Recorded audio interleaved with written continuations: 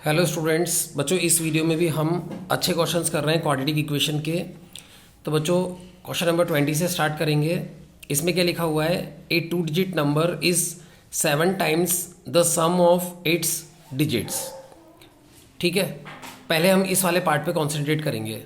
तो बच्चों पहले हम ये पढ़ चुके हैं कि जब भी 2 डिजिट नंबर का क्वेश्चन आता है तो हम उसके अंदर में ये लेट करते हैं कि जो 10th डिजिट है उसको हम x मानते हैं और जो 1st डिजिट है उसको हम जो है y मानते हैं। तो जो 10th डिजिट है उसको हम क्या मानते हैं, x, और जो 1st डिजिट है उसको हम मानते हैं y। तो इसके अंदर में वो जो नंबर है वो नंबर हमारा कब मिलता है, वो नंबर हमें मिलता है जब हम 10th डिजिट को 10 से मल्टीप्लाई करते हैं और जो 1st डिजिट है उसको सिंपली इसके अंदर में ऐड करते हैं। इसका क्या लॉजिक है वो मैं आपको समझाता हूँ। बच्चों इसका लॉजिक ये है कि जैसे कोई भी नंबर है 2 डिजिट का 56, तो ये यहाँ पे 5 नहीं है, ये 50 है, तभी तो हम इसको बोलते हैं 56।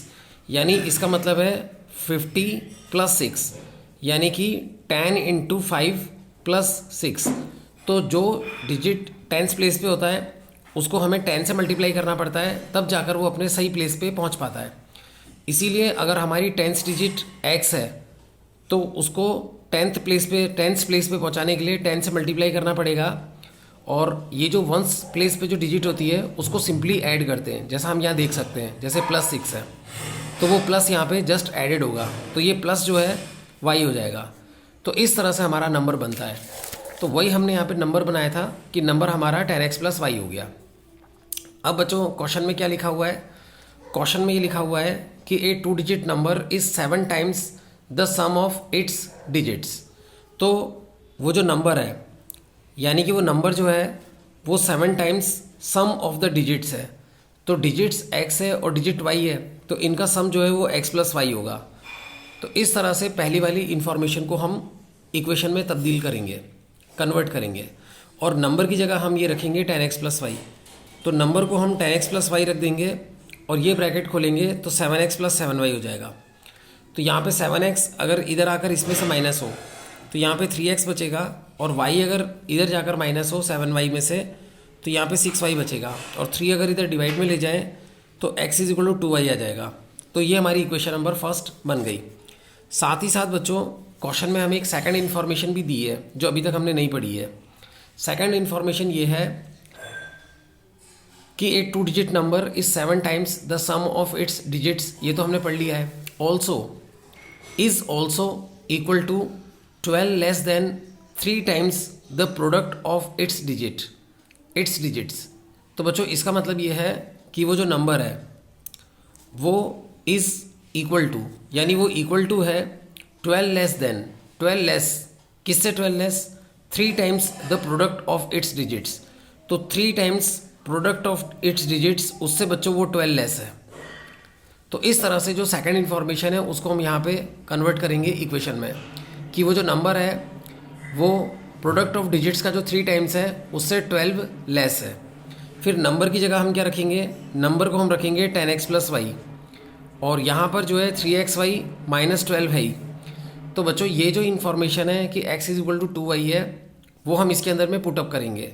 तो जहाँ जहाँ भी x है वहाँ पे हम 2y रख देंगे, और ये +y है, और इधर भी ये जो x है उसको हम 2y रख देंगे, और ये y है ही मल्टीप्लाई में, और इधर पे जो है वो -12 भी हमारा है। तो इसको हम सॉल्व करेंगे तो ये 20y + y हो जाएगा, और ये हमारा 6y² - 12 हो जाएगा, और ये हमारा 21y = 6y² - 12 हो जाएगा। फिर इस पूरी इक्वेशन को हमें डिवाइड करना पड़ेगा 2 से।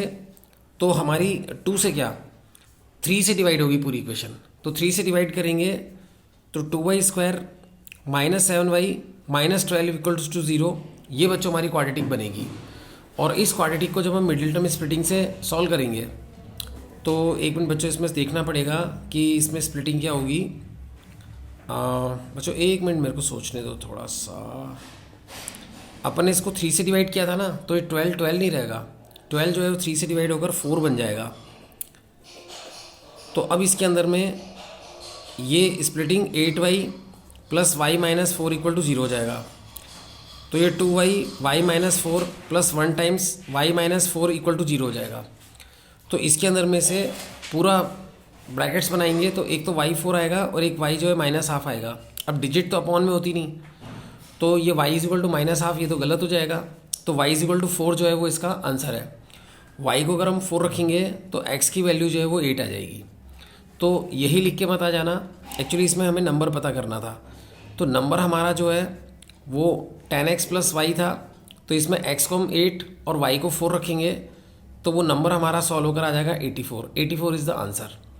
और इसको अगर हम गिवन कंडीशंस जो थी उससे हम वेरीफाई करेंगे तो बच्चों ये वेरीफाई भी हो जाएगा, वो आप लोग वेरीफाई करके देखना। तो इस तरह से बच्चों हमारा क्वेश्चन सॉल्व होगा। नाउ स्टूडेंट्स, हम क्वेश्चन नंबर 21 कर रहे हैं। बच्चों क्वेश्चन नंबर 21 में क्या है, a piece of cloth cost ₹200 if the piece were 5 metre longer and each metre of cloth costed ₹2 less, the cost of the piece would have remain unchanged. तो जो cost है वो अनचेंज रहेगा, यानी 200 रुपये ही कॉस्ट रहेगा। How long is the piece and what is the original rate per metre. तो बच्चों यहाँ पर ये क्वेश्चन का मीनिंग ये है कि एक कपड़ा है, ठीक है। तो मैं आपको एक बार क्वेश्चन समझा देता हूँ। जैसे सपोज़ करो अपन कपड़ा खरीदने गए, तो बच्चों कपड़े वैसे सस्ते तो आते नहीं हैं, पर यहाँ पे हम मान लेते हैं कि ये जो कपड़ा है ये जैसे रेक्टेंगुलर पीस है, ये सपोज़ करो रुपीज़ बच्चों एक मिनट मुझे सोचने दो, ₹20 पर मीटर है, ठीक है, 20 रुपये पर मीटर है। और सपोज़ करो आपने जो है वो 10 मीटर ख़रीदा, तो 10 मीटर के कितने रुपए लगेंगे, 20 रुपये का 1 मीटर है, 10 मीटर खरीदेंगे तो 200 रुपये लगेंगे।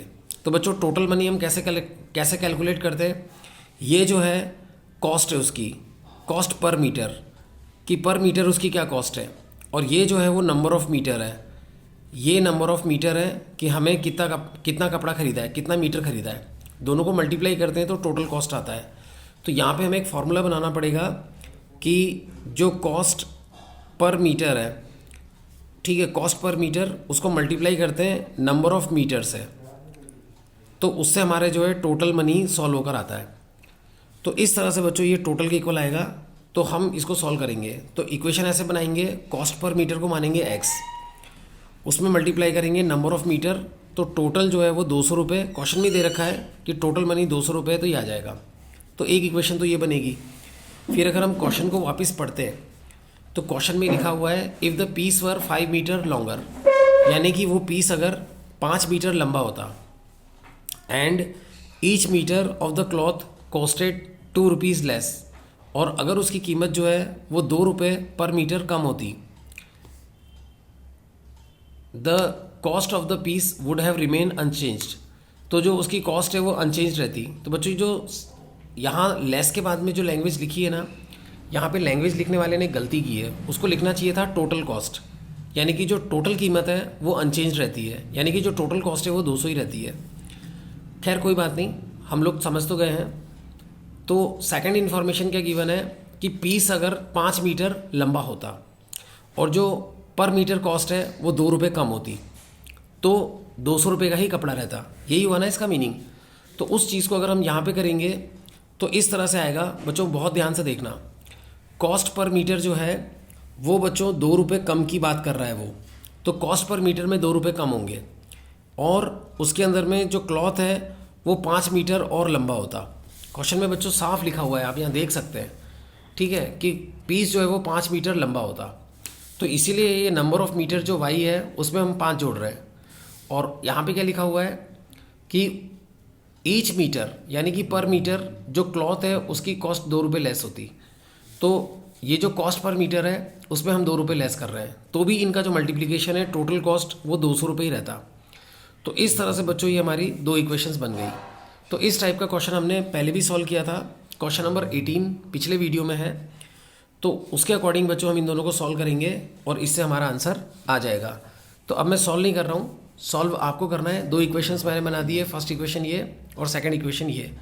बच्चों आप किसी भी क्वेश्चन को अगर देखेंगे तो हर क्वेश्चन के अंदर में 2 सिचुएशंस होती हैं, ठीक है।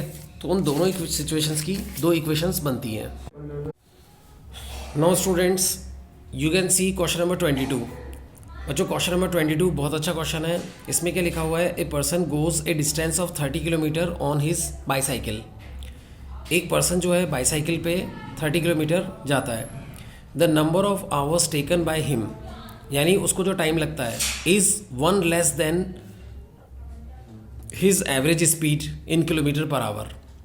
Find the time taken by him to complete the journey. तो अगर बच्चों आप इस पूरे क्वेश्चन को पढ़ेंगे तो इसमें डिस्टेंस जो है वो 30 किलोमीटर है, और अगर उसकी स्पीड को हम लोग x मानते हैं, तो बच्चों अगर हम उसकी स्पीड को x मानते हैं तो जो उसको टाइम लगा हुआ है, टाइम के बारे में क्या लिखा हुआ है, the number of hours taken by him is 1 less than his average speed, यानी कि उसको जो टाइम लगा है उसकी स्पीड से एक कम है, तो वो x-1 होगा। अब since speed into time is equal to क्या होता है, डिस्टेंस, तो स्पीड x है और टाइम x-1 है और डिस्टेंस जो है वो 30 है, तो इस तरह से क्वाड्रेटिक बनेगी। और जब हम इसको सॉल्व करेंगे तो एक x की वैल्यू आएगी 6, एक x की वैल्यू आएगी -5। तो बच्चों स्पीड माइनस में तो हो नहीं सकती, तो ये रिजेक्ट हो जाएगा।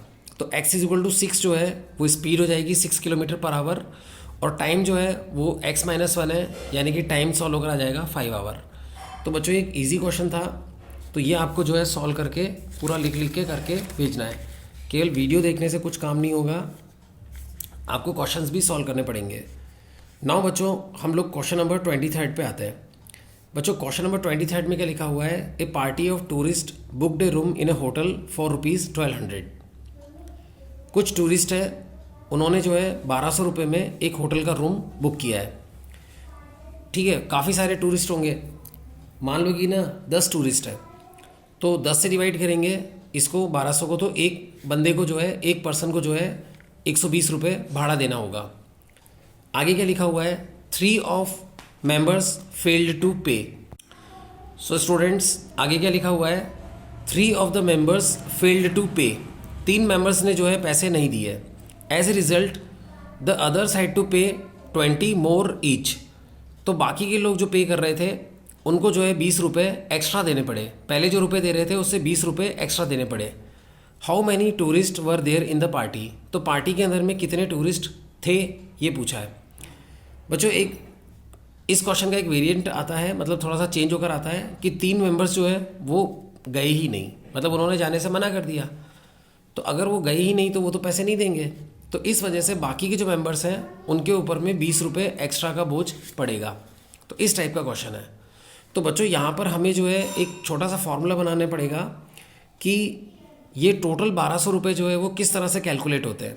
वो इस तरह से कैलकुलेट होते हैं कि नंबर ऑफ पर्सन कितने हैं, कितने लोग हैं, मल्टीप्लाई बाय ₹2 ईच, कि हर एक को कितने रुपए देने हैं।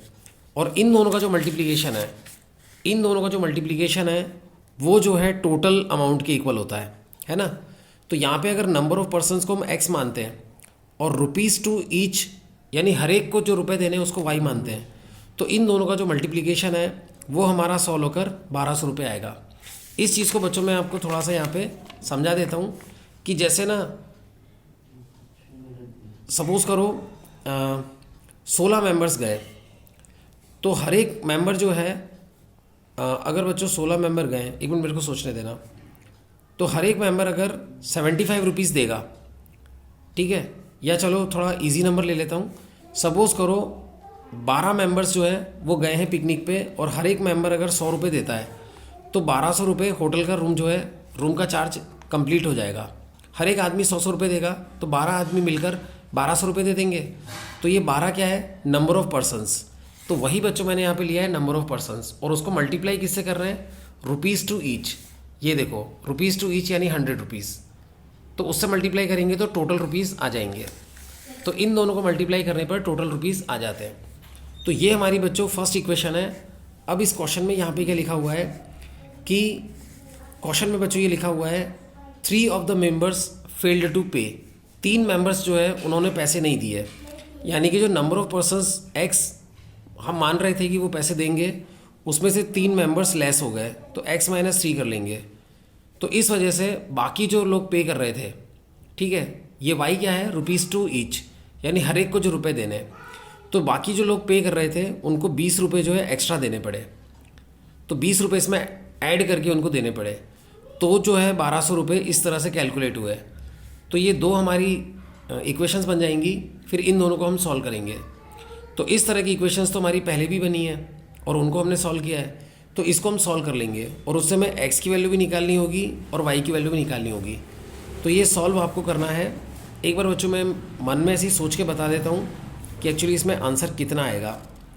इसके अंदर बच्चों x जो है वो 15 आएगा और y जो है वो 80 आएगा।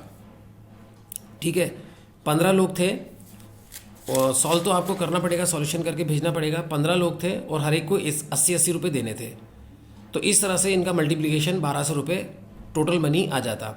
लेकिन क्वेश्चन में दिया हुआ है कि 3 लोग ने पैसे नहीं दिए, तो इस वजह से पैसे देने वाले लोग रह गए 12, और जिन्होंने पैसे दिए उनको इसमें 20 रुपये प्लस करके देने पड़े। तो 20 रुपये इसमें प्लस करेंगे तो 100 रुपीज़ हर एक को देने पड़ेंगे 12 लोगों को, तो इनका मल्टीप्लाई भी 1200 आ जाएगा। तो इस तरह से होगा। वैसे बच्चों ये क्वेश्चन बनाने वाले ने ना क्वेश्चन सही नहीं बनाया है। उसको ये नहीं लिखना चाहिए था कि 3 लोगों ने पैसे नहीं दिए, क्योंकि ऐसा पिकनिक में होता नहीं है। टूरिस्ट अगर गए हैं कहीं पे घूमने तो पैसे सबको देने चाहिए हैं। ऐसे तो सभी कह देंगे कि हम नहीं दे रहे पैसे, हम नहीं दे रहे, चलो मैथ्स लगा के कैलकुलेट कर लो हर एक को कितने कितने रुपए ज़्यादा देने। तो बच्चों ये बहुत गलत बात है। क्वेश्चन में ये होना चाहिए था कि 3 पर्सन्स जो है वो पिकनिक गए ही नहीं, मना कर दिया उन्होंने कि हम नहीं जा रहे हैं, तो बाकी के तो गए। उन्होंने कहा कोई बात नहीं हम तो जाएंगे, और फिर वो जो है 20-20 रुपये बढ़ा के दे सकते हैं, तब उनका जीव दुख नहीं पाता है, दे देते वो लोग। लेकिन अगर उसी कमरे में वो लोग बिना पैसे दिए ठहर रहे हैं तब फिर उनका दिमाग ख़राब होता है, फिर आगे का जो टूर है उसका मज़ा किरकिरा हो जाता है। तो बच्चों थोड़ा जोक तो बनता है, लास्ट का 1 मिनट जोक बोला था। लेकिन आप लोग को जो है अब ये क्वेश्चन सॉल्व करके और सॉल्यूशन जो है सेंड करने, ठीक है।